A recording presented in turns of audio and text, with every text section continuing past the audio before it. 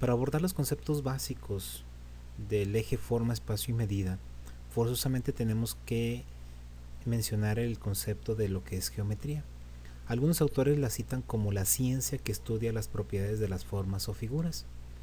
Etimológicamente viene de geo, que significa tierra, y metría, medición, o la medición de la tierra. De ahí surge. Entonces es muy importante manejar este concepto. Otro concepto que es importante también en la geometría es sin duda la recta. Y si queremos compararla con una situación de la vida cotidiana, pues es un hilo tenso. O la marca que cuando tú escribes en un papel es la marca que deja el lápiz al momento de escribirla. La característica principal de la recta pues es infinita porque sus extremos son ilimitados y en ella hay infinitos puntos. Es decir, que cuando tú vas trazando con tu lápiz, si lo vemos microscópicamente, pues se van trazando pequeños puntos que entre más juntos estén esas pequeñas marcas que vas realizando, pues se va conformando la línea recta, ¿verdad? La identificamos como la trazamos, es decir, con una recta, ¿verdad? Así como la trazamos regularmente. Existen diferentes formas de trazarla. Esta, la que acabamos de realizar, es de forma horizontal. También la podemos trazar de forma vertical. Además de una forma oblicua. La podemos diferenciar cuando trazamos un segmento de recta, lo podemos diferenciar con letras mayúsculas. Es decir, lo vamos de un punto a otro. Es decir, del punto A al punto B. Entonces este sería un segmento de recta. Y lo ponemos el segmento de A a B y lo ponemos con su símbolo, que es una pequeña recta por encima de las letras mayúsculas. Estos son los dos primeros conceptos que manejamos en geometría. Al plano, el cual si lo comparamos con un objeto de la vida cotidiana, pues lo más parecido sería una hoja de papel, pero con la gran diferencia de que el plano es ilimitado y pues no tiene grosor. Otros ejemplos de plano pues serían las paredes de nuestra casa, el pavimento de las calles, pues podrían ser estas algunas representaciones de lo que es el plano. En pocas palabras, el plano es la superficie donde nosotros vamos a trabajar la geometría. Y en el plano pues vamos a encontrar lo que son puntos, lo que son algunas rectas y también vamos a poder obtener figuras geométricas.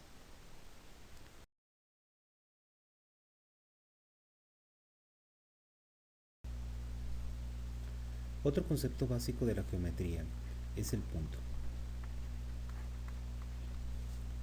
el cual pues podemos comparar con el orificio realizado con un alfiler en una hoja de papel.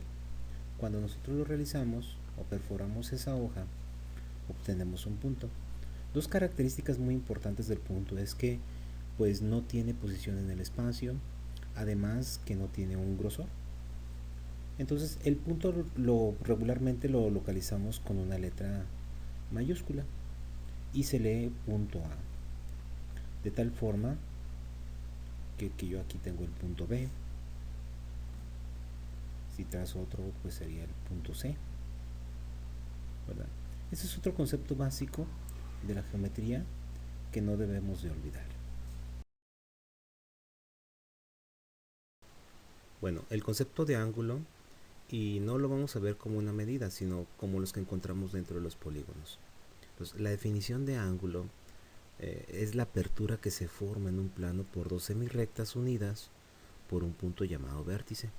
Es decir, tenemos una semirrecta y enseguida tenemos otra, y donde se intersectan o donde chocan estas dos rectas o semirrectas, pues tenemos un punto que se llama vértice y lo diferenciamos con una letra mayúscula. La apertura que encontramos en esas dos semirrectas la llamamos ángulo. Cuando únicamente tenemos dos semirrectas A esa apertura le vamos a llamar o la vamos a diferenciar con una letra griega. En este caso sería alfa.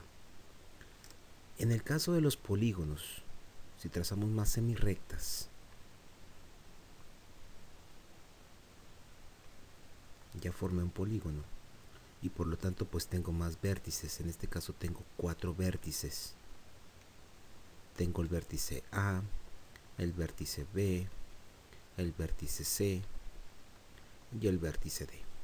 Entonces, para leer ángulos dentro de un polígono, pues voy a utilizar un símbolo que significa ángulo y lo voy a diferenciar o refiriéndome de acuerdo a las semirrectas.